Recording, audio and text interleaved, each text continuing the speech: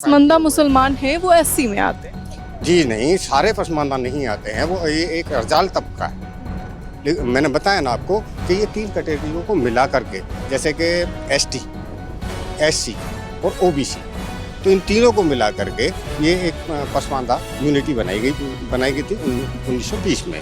ये तभी से ये काम कर रही है और उसको बनाने वाले, चलाने वाले हमारे जो बुजुर्ग हमारे थे, आसिम बिहारी साहब। और असल मुद्दा जो है हमारा आर्टिकल 341 है, जो हम सरकार से मांग कर रहे हैं, और हमें इस मांग को करते हुए करीब 70 साल हो गए। 70 सालों से आप ये हैं 70 साल हो चुके हैं, क्योंकि 1950। आपने कहा कि मुसलमान एक है, तो जब एक है तो फिर पसमानदा मुसलमानों से भेदभाव कैसा? ये जो रांगड़ त्यागी वगैरह जो थे, चौधरी शेख पठान वगैरह जो थे, इन लोगों ने चाहा नहीं कि ये पसमानदा समाज के लोग आगे बढ़े। कुछ लोगों ने ये चाहा कि कुर्सी बस हमें मिली रहे, और इन लोगों से सिर्फ हम दरी बिछवाते रहें, कुर्सी बिछवाते रहें और नारेबाजी करवाते रहें। क्या ये कहा जा सकता है कि ये एकता एक दिखावा है? एकता दिखावा है, ये तो सबको पता है। HRM की राजनीति चल रही है, HRM की राजनीति चल रही है। ये भाजपा की सरकार आई ही इस वजह से है कि इन्होंने सिर्फ हिंदू को दिखाया है। मुसलमानों ने इतनी कुर्बानियाँ दी हैं इस देश के लिए। हक छीना जा रहा है? सारे वो हक जो कि एक इंडिविजुअल को मिलते हैं, सारे हक कुछ लोग छीन रहे हैं। 12% पॉपुलेशन छीन रही है हमारे। हमारी लड़ाई किसी हिंदू ब्राह्मण, किसी हिंदू बनिए, किसी ठाकुर, किसी दलित से नहीं है, किसी यादव से नहीं। हमारी लड़ाई तो अशराफी मुसलमानों से है, उनकी सोच से है, उनसे हमारी लड़ाई है।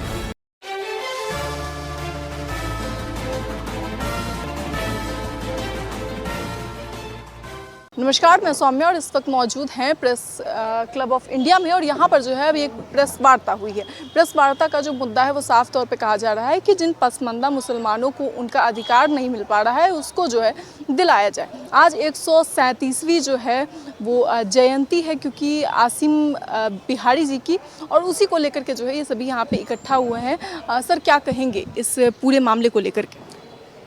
देखिए, ये आज का जो हमारा प्रोग्राम है, ये एक ऐसे तबके का प्रोग्राम है जो दबा कुचला, शोषित और वंचित समाज है, जिसको तीन कैटेगरियों को मिला करके एक नाम दिया गया है पसमानदा। और ये कैटेगरियां हैं अशराफ, अजलाफ और अर्जाल। तो इसमें जो हमारे आसिम बिहारी साहब जो हैं, ये इन्होंने 1920 में एक क्रांतिकारी कदम उठाया था अंग्रेजी हुकूमत के वक्त। आज़ादी का भी गुल भी फूंका उन्होंने, आज़ादी की लड़ाई भी लड़ी है उन्होंने। और जो पसमानदा समाज है, जो दबा कुचला, शोषित वंचित समाज है, उसके लिए भी उत्थान के काम किए हैं।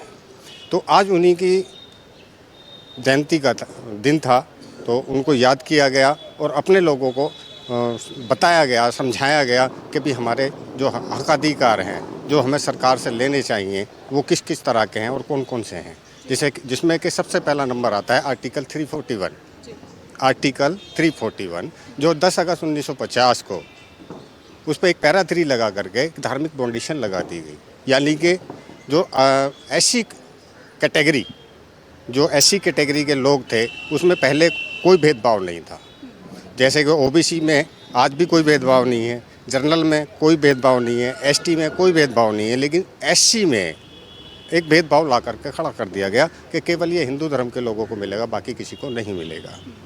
तो हम उसकी लड़ाई लड़ रहे हैं। हम सुप्रीम कोर्ट में भी अपना पसमानदा मुसलमान है वो एससी में आते हैं? जी नहीं, सारे पसमानदा नहीं आते हैं, वो ये एक रजाल तबका है। मैंने बताया ना आपको कि ये तीन कैटेगरियों को मिला करके, जैसे कि एसटी, एससी और ओबीसी, तो इन तीनों को मिला करके ये एक पसमानदा यूनिटी बनाई गई थी 1920 में।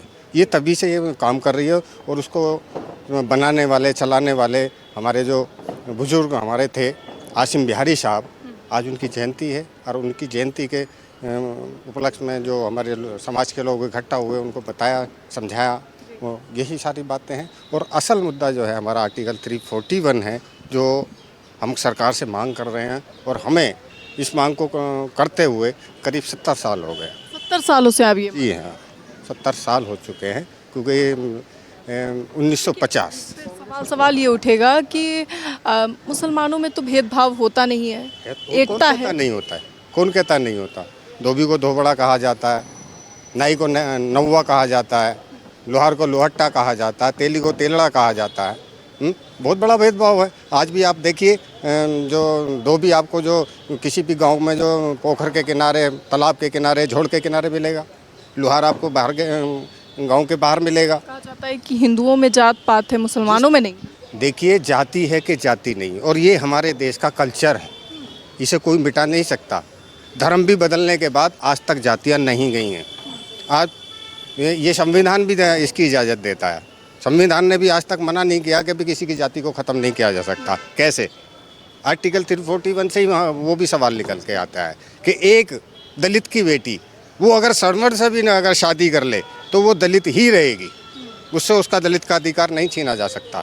तो वो तो जाति है ना, जाति के आधार पर ही है ना, क्योंकि वो शेड्यूल कास्ट से आई है और वो शेड्यूल कास्ट की जो बेटी बहू बनी है, तो लेकिन वो आज भी ऐसी है, तो जाति तो जानेगी नहीं। तो इसमें इसका तो सीधा सीधा सा उदाहरण है कि हमारे देश में जाति है तो ये जाएगी ही नहीं और कोई मिटा भी नहीं सकता। मैं आपके पास फिर आती हूँ। सर, कैसे देखते हैं ये जाति है कि जाति नहीं, इन्होंने कहा, तो किस तरीके से ये जाति मुसलमानों के बीच? बड़े हैं, बस इनके सामने मैं क्या बोलूँ। हमारे देखिए, सबसे पहली बात मेरी बहन, मैं आपको ये बताना चाहूँगा कि आपने मुद्दा रखा कि मुसलमानों में जाति है या नहीं है। तो हमारे बड़े हैं, इन्होंने कहा कि जाति है, लेकिन इस वक्त में जब हमने सभी ने कलिमा ला इलाहा इल्लल्लाह कलमा पढ़ लिया, हम सब भाई हैं, हम जाति नहीं मानते, हम सब अपने आप को मुसलमान मानते हैं। हम ये गर्व है हमें कि हम मुसलमान हैं। रही दूसरी बात कि जब अल्लाह के नबी सल्लल्लाहु अलैहि वसल्लम ने इरशाद फरमा दिया, जब हम कुरान हदीस की बात करते हैं कि सारी इंसानियत जितनी भी दुनिया में है वो सब इंसानियत को हम अपना लिए जो अपने लिए पसंद करें अपने भाई के लिए पसंद करें। आपने कहा कि मुसलमान एक है, तो जब एक है तो फिर पसमानदा मुसलमानों से भेदभाव कैसा? ये तो ये जो रांगड़ त्यागी वगैरह जो थे, चौधरी शेख पठान वगैरह जो थे, इन लोगों ने चाहा नहीं कि ये पसमानदा समाज के लोग आगे बढ़े।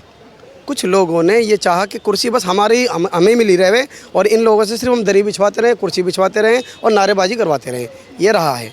और अभी इस वक्त में जो हमारे बता रहे हैं कि धारा 347 ये लगी हुई जी, ये लगी जो है, जिसके लिए हमारे जो डॉक्टर एजाज साहब ने भी आवाज़ उठाई है, हमारे हफीज़ हवारी साहब, हमारे फहीमुद्दीन हवारी, हमारे वालिद साहब पूरी मेहनत से ये काम कर रहे हैं कि ये हटे।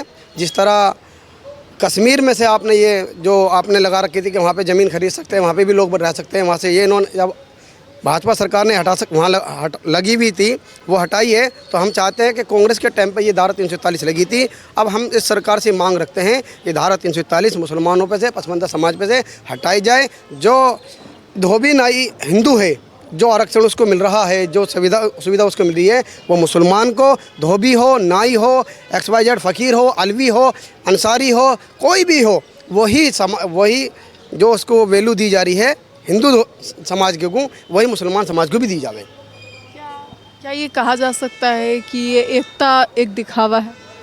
एकता दिखावा है, ये तो सबको पता है। HRM की राजनीति चल रही है, HRM की राजनीति चल रही है। ये भाजपा की सरकार आई ही इस वजह से है कि इन्होंने सिर्फ हिंदू को दिखाया है। मुसलमानों ने इतनी कुर्बानियाँ दी है इस देश के लिए, इस हिंदुस्तान को आज़ाद कराने के लिए। मुसलमानों की बात नहीं कर रही हूँ, मैं कर रही हूँ जब बात ये आती है कि पसमानदाओं मुसलमानों के साथ भेदभाव किया जाता है, तो इसका मतलब मुसलमानों में भी जो जातियाँ हैं उनके बीच भेदभाव आता है। मुसलमानों में जो भेदभाव आते हैं औरों में नहीं आते। जो पोस्ट जिनको पोस्ट मिल गई, मैंने अभी आपको बात शुरू होने से पहले बताया था कि जो जिनको गद्दी मिली हुई है ना, जिनको गद्दी मिली हुई है, उन्होंने ही नहीं चाहा कि हम आगे बढ़ सकें। वो तो हमें चाहते ही हैं कि इनको हम इस्तेमाल कर रहे हैं आलू की तरह, आलू हर सब्जी में ले लेते हैं, इनको हम ले लेते हैं वे। बस मैं आपसे ये कहना चाहता हूँ, हमारी अपील यही है, बस धारा 347 हटाई जाए, बस आपसे ये है, ताकि पसमानदा समाज को अपनी जो हमें हक जो हमारा है वो हमें मिल सके। क्या इससे पहले की जो सरकार थी, कांग्रेस की सरकार, उसने कभी सोचा कि पसमानदा मुसलमानों का क्या दर्द है? इससे पहले की जो सरकार थी उसने कभी सोचा, कांग्रेस ने, कि पसमानदा मुसलमानों का जो दर्द है उसको देखा जाए? जी, जो 2014 में एक प्रोटेस्ट किया था हमने जंतर मंतर पे, और बहुत लाठियाँ खाई, हमने जेल भी गए, हमने बहुत कुछ झेला। और उस वक्त मनमोहन सिंह जी की सरकार थी और लास्ट सत्र चल रहा था। जब लास्ट सत्र चल रहा था तो उसी दिन इत्तफाकन अफ्रीका के राष्ट्रपति साहब का इंतकाल हो गया, तो मजबूरन प्रधानमंत्री जी को वहाँ जाना पड़ा। वो हमसे मुलाकात नहीं कर पाए, लेकिन उन्होंने हमें बुलाया, इनवाइट किया, और बुलाने के बाद हमने उनसे बातचीत की, लेकिन उन्होंने माफ़ी मांगी कि हम माफ़ी चाहते हैं कि भी आपकी बात को हम पटल पर नहीं ला पाए, लेकिन आगे सरकार अगर आती है तो हम इसे ज़रूर लाएंगे। लेकिन पिछली सरकार तो चली गई, उसने नहीं किया, लेकिन इस सरकार ने एक बहुत अच्छा काम हमारे लिए किया है, क्योंकि हम सुप्रीम कोर्ट में 2004 से अपनी रिट फाइल किए हुए हैं और सुप्रीम कोर्ट केंद्र सरकार से उस पर जवाब मांग रहा है कि भी इनको एससी में शामिल क्यों ना किया जाए, जिसका जवाब केंद्र सरकार को देना है, और जिसके लिए केंद्र सरकार ने बालाकृष्णन आयोग का गठन किया है और जिसकी जांच चल रही है, और वो उनका टाइम भी पूरा होने वाला है और वो अपनी फाइल केंद्र सरकार को सौंपने वाले हैं, और हम उसी का इंतज़ार कर रहे हैं कि वो बालाकृष्णन जी कब वो अपनी रिपोर्ट देते हैं और कब वो सुप्रीम कोर्ट तक पहुंचती है और कब जो सुप्रीम कोर्ट इसका डिसीजन लेता है। पसमानदा मुसलमानों को लेकर के लगातार आप लोग जिस तरीके से आवाज़ें उठाते हैं, आखिर किन चीज़ों की कमियां हैं, क्या मांग है आप लोग? हमारी मांग है कि कोई भी पॉलिटिकल पार्टी हो, सरकारें आती जाती रहती हैं, पसमानदा मुसलमानों को जो उनका ड्यू हक है वो दे, और इस हक के लिए लड़ाई लड़ी जा रही है, लड़ते रहेंगे और आखिरी दिन तक लड़ते रहेंगे, चाहे वो उनका पॉलिटिकल हक हो, इकोनॉमिकल हक हो, सोशल हक हो, वो दे, उनको मान सम्मान दे। ये वो 88% of the Indian Muslim population है, वो सब दे, उनको दे। क्या हक छीना जा रहा है? सारे वो हक जो कि एक इंडिविजुअल को मिलते हैं, सारे हक कुछ लोग छीन रहे हैं। 12% पॉपुलेशन छीन रही है हमारे। अब हमारी लड़ाई किसी हिंदू ब्राह्मण, किसी हिंदू बनिए, किसी ठाकुर, किसी दलित से नहीं है, किसी यादव से नहीं। हमारी लड़ाई तो अशराफी मुसलमानों से है, उनकी सोच से है, उनसे हमारी लड़ाई है। अशराफी मुसलमान मतलब कौन? ये 4 स्वर्ण जातियाँ, शेख सैयद मुगल पढ़ना, उनसे, जिन्होंने पाकिस्तान बनाया, जिन्होंने मुस्लिम लीग बनाई, जिन्होंने अलीगढ़ मुस्लिम यूनिवर्सिटी बनाई, और आज भी कब्जा उनका ही है। अलीगढ़ मुस्लिम यूनिवर्सिटी कब्जा किसका है? टीचर्स कितने के हैं? ईसी में और एसी में कौन कौन बैठते हैं? एमयू कोर्ट में कितने लोग बैठते हैं? एमयू कोर्ट में कौन कौन लोग हैं? अलीगढ़ मुस्लिम यूनिवर्सिटी कोर्ट में कौन कौन लोग हैं? उनकी एक लिस्ट जारी हो। लेकिन जिन लोगों की आप बात कर रहे हैं वो तो कहते हैं कि मुसलमानों में एकता है। मुसलमानों में एकता एक भ्रम है। एक गली में तो मुसलमान इकट्ठे होते नहीं हैं। कहाँ एकता है? एकता सिर्फ जुमे की नमाज में होती है। मस्जिद के बाहर आती है, एकता खत्म हो जाती है, कोई एकता नहीं है। किस तरीके से एकता आएगी? एकता कैसे आएगी? एजुकेशन से आएगी, एजुकेशन से आएगी, पॉलिटिकल अवेयरनेस से आएगी, सोशल इंगेजमेंट से आएगी, इकोनॉमिकल डेवलपमेंट से आएगी। Education is the only source. Without education we are dumb and deaf. Education, education and education, बस सिंपल थिंग वही है। बार बार जो है सवाल उठाया जाता है कि मुसलमानों में एकता है, वो एक है, फिर ये क्या है? पसमानदा मुसलमान किस तरीके से दबाया जा रहा है? देखिए, मुसलमान एक है मतलब मज़हब के एतबार से, ठीक है ना, नमाज रोज़ा इबादत के एतबार से तो सबका तरीका कॉमन है, एक ही है। लेकिन पसमानदा मुसलमान से मतलब ये है कि जो पिछड़े वर्ग में गरीब तबकात से आते हैं, उनके उत्थान के लिए ये आंदोलन है, ये आवाज़ है कि जो व्यावसायिक रूप से कमज़ोर हैं और जो गरीबी की वजह से अपने बच्चों को पढ़ा नहीं पा रहे हैं, एजुकेशन नहीं दिला पा रहे हैं, उनके लिए काम किया जाए, उनको आगे बढ़ाया जाए ताकि वो भी खुशहाल जीवन जीवें और लोगों की तरह। बस यही एक आवाज़ है कि पसमानदा को आगे बढ़ाना है, उनको भी नॉर्मल लाइफ जीने का हक़ है जैसे और लोगों को है। तो इस एतबार से सब क्या है, समान होना चाहिए। तमाम जानकारी के लिए साफ तौर पे आपने सुना। अब जी ये जो है सबकी मांगे हैं और साफ तौर पे जो है सारा मामला आपको समझ में आया होगा। फिलहाल इसे लेकर आपकी क्या राय है, अपनी राय कमेंट बॉक्स में ज़रूर बताएं। इस खबर में इतना ही। ऐसी तमाम खबरों के देखते रहें